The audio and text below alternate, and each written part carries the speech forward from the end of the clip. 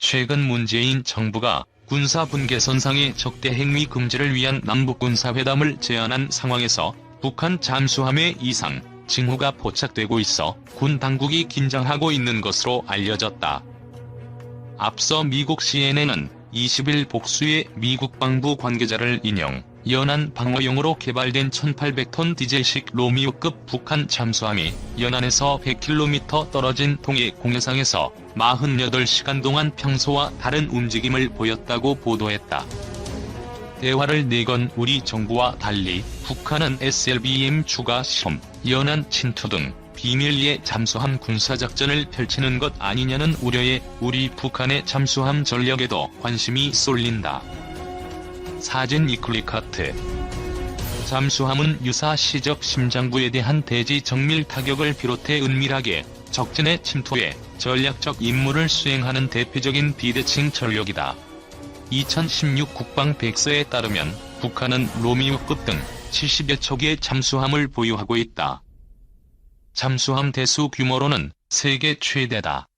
우리 해군은 함정 톤수와 전함의 장비 면에서 월등하게 앞서고 있다. 하지만 잠수함만을 비교해볼 때는 우리가 북한의 전력에 밀리고 있다. 미국은 핵추진 잠수함 14척을 포함해 70여 척을 운영하고 있으며 러시아는 62대, 중국은 61척, 일본은 18척을 보유하고 있다. 북한이 보유한 잠수함정 중 상당수는 300톤급 미만의 잠수정에 가까운 소형 잠수함 또는 잠수정이다. 70여 척 중 잠수함으로 분류되는 로미오급은 20여 척에 불과하고 나머지는 상어급 소형 잠수함과 연어급 및 유고급 잠수정이라는 것이다. 그러나 상어급이나 연어급 및 유고급은 특수부대 침투나 기뢰부설 등 침투용으로 활용할 수 있어 결코 무시할 수 없는 전력이다. 북한은 SLBM 개발을 시작하면서 탄도미사일 발사 능력을 진전시키기 위해 더 큰 잠수함 개발을 시도하고 있다. 북한이 지금까지 SLBM 시험 발사에 사용해온 잠수함은 2000톤급인 신포급 잠수함이다. 북한은 2015년 5월부터 2016년 8월까지 4차례 SLBM 시험 발사를 감행했다. 북한은 향후 SLBM 추가 시험 발사뿐만 아니라 잠수함 작전 능력 구비를 위해 정권 차원의 역량을 집중할 것이라고 군 당국은 분석하고 있다. 실제로 지난해 김정은 북한 노동당 위원장은 정권 수립 70주년이 되는 2018년 9월까지 발사관을 2에서 3개 갖춘 새 잠수함을 개발하라고 노동당과 군부에 지시한 바 있다.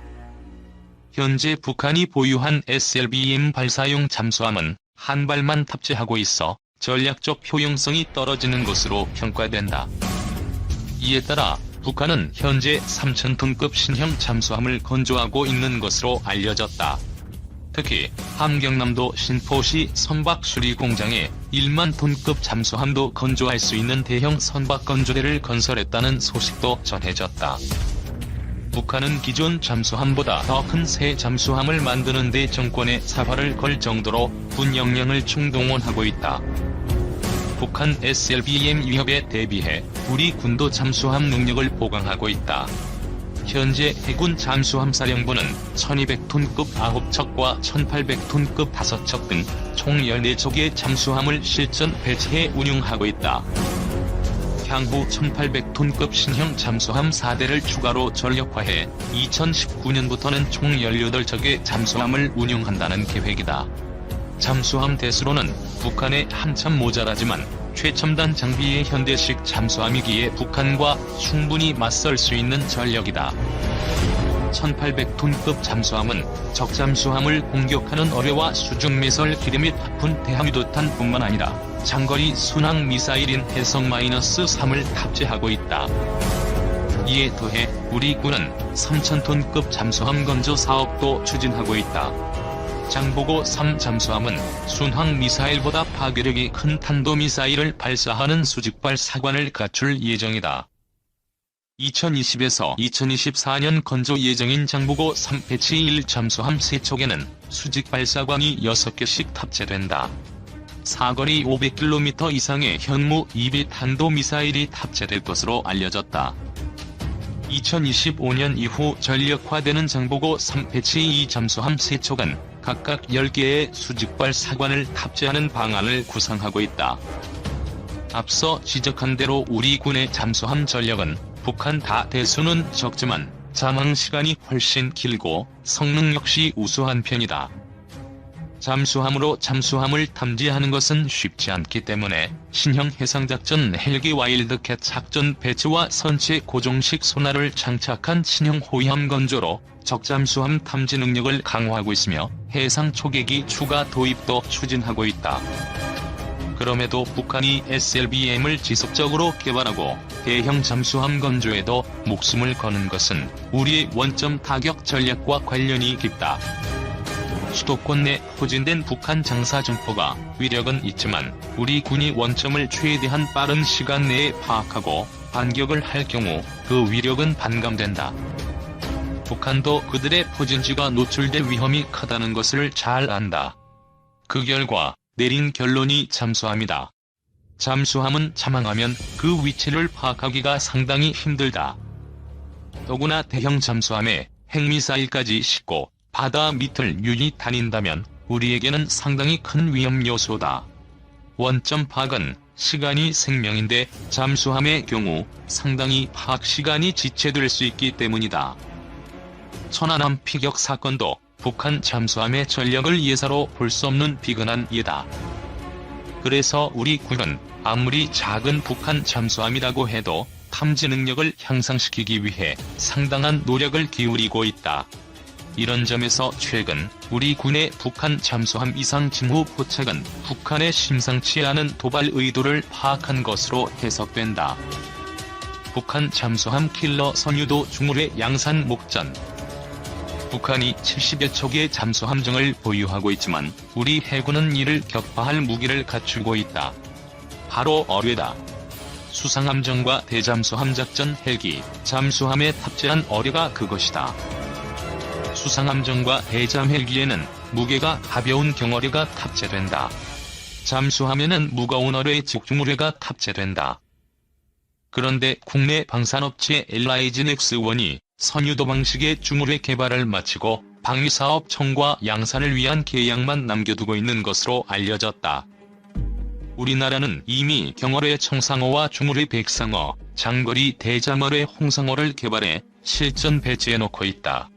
새로운 중어뢰가 양산된다면 수중에서 은밀하게 침투하는 북한 잠수함정을 확실하게 막을 든든한 버팀목이 될 전망이다.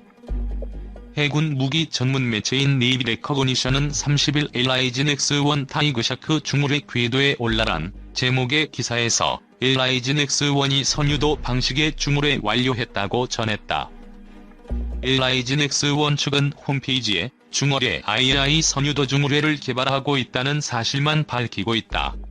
LIGNX1은 적이 기만에 대응하며 정밀하게 적함을 공격할 수 있도록 유선으로 통제하는 수중유도 무기야라면서 백상어와 청상어, 홍상어에 이어 네 번째로 개발되는 어뢰로서 원거리나 깊은 바다에 있는 적 수상함과 잠수함 공격이 가능하므로 잠수함의 생존 능력이 크게 증가될 것으로 기대된다고 밝혔다.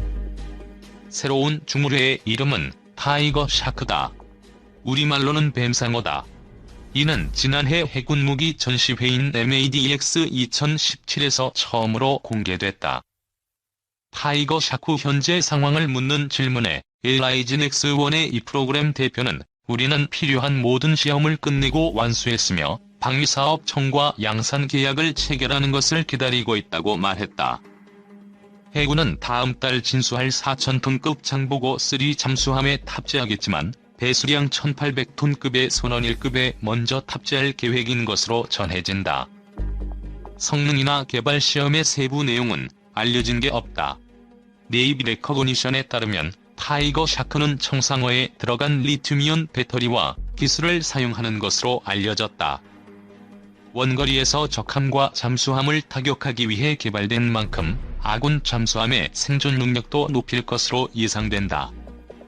LIGNX1 측은 적의 어뢰 기만에 대응하며 정밀하게 적함을 공격할 수 있도록 유선으로 통제하는 수중무기라고 설명했다.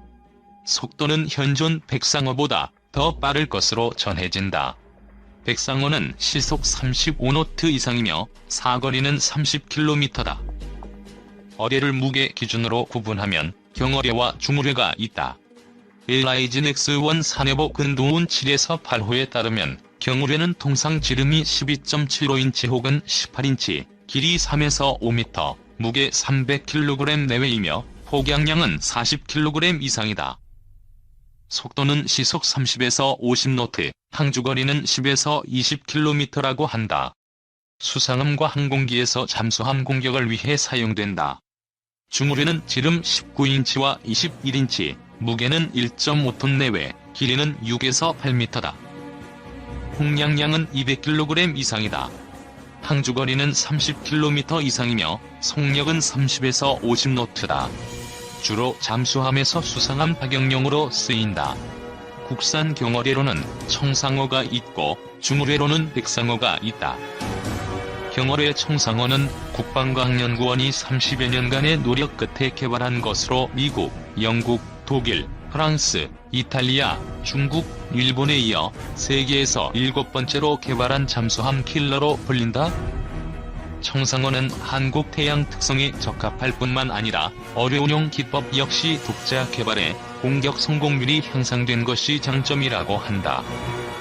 빔조향 기술을 적용한 능동형 소나의 탐지거리는 세계 최고 수준이며 이중 선체를 파괴할 수 있는 지행성 탄두는 1.5m의 철판을 관통할 수 있다고 한다.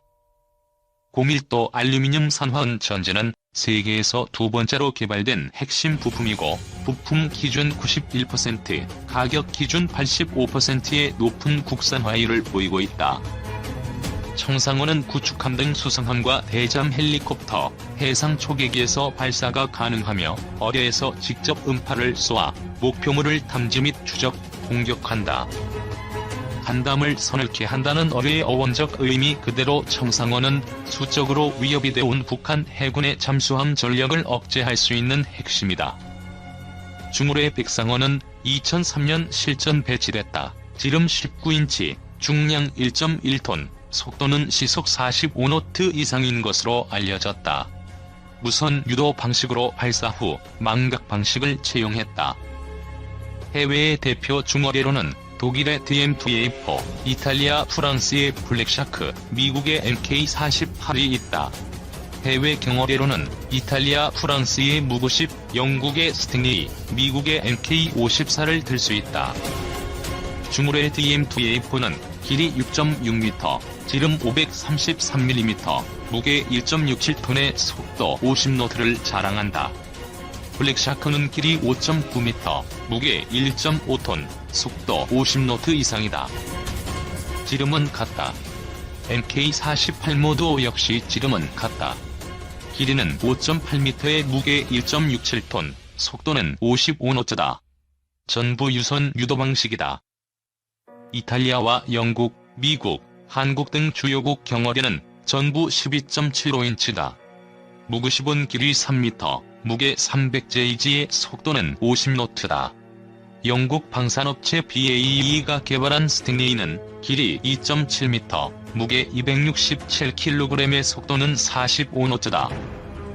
미국 방산업체 레이션이 개발한 MK54SMS 길이 2.6m, 무게 276kg, 속도 45노트다. 우리 청상어의 자세한 재원은 공개되지 않고 있다. 모두 발사 후 망각 방식을 채용한다. 즉 이들 어뢰들은 어뢰 발사관에서 발사되면 스스로 표적을 찾아간다. 한국 해군의 어뢰 전력? 한국 해군이 어뢰를 몇 발 보유하고 있는지는 아무도 모른다. 그래도 추정할 수 있다. 어뢰 발사관 수만 계산해도 대강은 알 수 있다. 제장 전용 어뢰를 포함시키면 숫자는 더 늘어날 수 있다. 잠수함이 탑재했을 중어뢰 숫자는 꽤 많을 것으로 추정된다. 한국 해군은 배수량 1200톤의 장보고 I급 9척, 1800톤의 장보고 II 9척 등 18척을 운영하고 있다. 모두 어뢰 발사관이 8개다. 어뢰 발사관에 8발, 제장 전용 6발 등 14발을 탑재한다고 계산하면 총 252발이 나온다. 그러나 일부 잠수함은 하푼 대함 미사일과 현무-3 대함 미사일을 발사관 4개를 통해 발사하는 만큼 중울의 숫자는 이보다는 적을 것으로 추정된다. 수상함정은 더 막강한 경어의 전력을 갖추고 있다. 세종대왕급 이지스함 세척은 3년장 323mm NK-32 어뢰 발사대 1기를 갖추고 있다. 통상 장전된 어뢰 케이스가 발사관으로 사용된다는 점에서 발사관 안에 어뢰를 모두 장착하고 있다고 가정해도 될 것 같다. 이 경우 이지함 한 척에 경어뢰 6기가 탑재되는 것이다. 대잠 헬기 탑재 수량은 제외해도 그렇다. 이지스함이 3척이니 총 18발이 된다. 과기정통부 최원호 거대 공공연구정책관은 국내 최초로 우주발사체를 독자 개발하기 위해 항공우주연구원과 관련 산업체에서 수많은 난관을 극복해 나가면서 총력을 기울이고 있다고 밝혔다. 이어 올해는 2021년 발사를 앞두고 핵심적인 연구 개발이 진행되는 중요한 해이므로 정부에서도 적극적인 지원을 해나가겠다고 했다. 독자 우주 발사체를 갖고 있다는 것은 자국의 위성을 원하는 시점에 우주로 발사할 수 있다는 것을 의미한다. 한국형 발사체는 대한민국이 안정적으로 우주 개발을 수행하기 위한 핵심 수단으로 우주강국으로 도약하는 데 반드시 필요한 우주 운송 수단이다. 한국형 발사체는 독자 기술로 개발하고 있는 우주 발사체로 1.5톤급 실용위성을 지구 상공 600에서 800km 저궤도에 투입할 수 있는 3단형 발사체이다. 1단은 75톤급 액체 엔진 4기, 2단에는 75톤급 액체 엔진 1기, 3단에는 7톤급 액체 엔진 1기가 사용된다. 발사체 개발을 위한 시험 설비 구축과 75톤급, 7톤급 액체 엔진 개발 및 시험 발사체 발사를 거쳐 2021년 300톤급 추력의 3단형 한국형 발사체를 발사할 예정이다. 한국형 발사체 개발의 핵심인 75톤급 액체 엔진 개발은 나로호 개발 당시 선행 연구한 30톤급 액체 엔진 기술을 바탕으로 추진되었다. 75톤 엔진 개발 과정에서 중대형 액체 엔진 개발에 가장 큰 기술적 난제인 연소 불안정 현상이 발생해 16개월 동안 10여 차례의 설계 변경과 20회가량 시험을 진행한 끝에 연소 불안정 현상을 해결할 수 있었다. 2020년 2월 기준 75톤 엔진은 17기가 제작되었으며 총 146회 시험 누적 연소 시간은 14,365초이다. 단일 최장 연소 시간은 260초를 달성했다. 7톤 엔진은 9기가 개발되었으며 총 77회 시험 누적 연소 시간은 12,326초이다. 액체 엔진 성능 및 신뢰도 향상을 위해 2015년부터 엔진 시험에 착수했으며 2020년에 개발 시험을 완료할 예정이다. 실제 발사와 동일한 환경과 절차에 따른 추진기관 종합연소 시험도 수행한다. 종합연소 시험은 실제 비행 모델과 동일한 인증 모델로 수행하며 엔진 및 주요 구성품의 성능을 확인한다. 시험 발사체 개발 과정에서 누리호 2단인 75톤 엔진에 대한 종합연소 시험을 완료하였고 2020년에 1단과 3단에 대한 종합연소 시험을 수행할 계획이다. 또한 한국형 발사체 개발은 앞으로 액체 엔진 4기의 클러스터링, 대형 추진제 탱크의 경량화, 3단형 추진기관 시스템 시험 등의 단계를 거치게 된다. 기존 엔진에 비해 개발 난이도가 높지만 연소 효율이 높은 다단연소 사이클 액체 엔진 개발도 병행하고 있다. 다단연소 사이클 엔진은 향후 누리호의 성능 향상에 활용될 예정이다.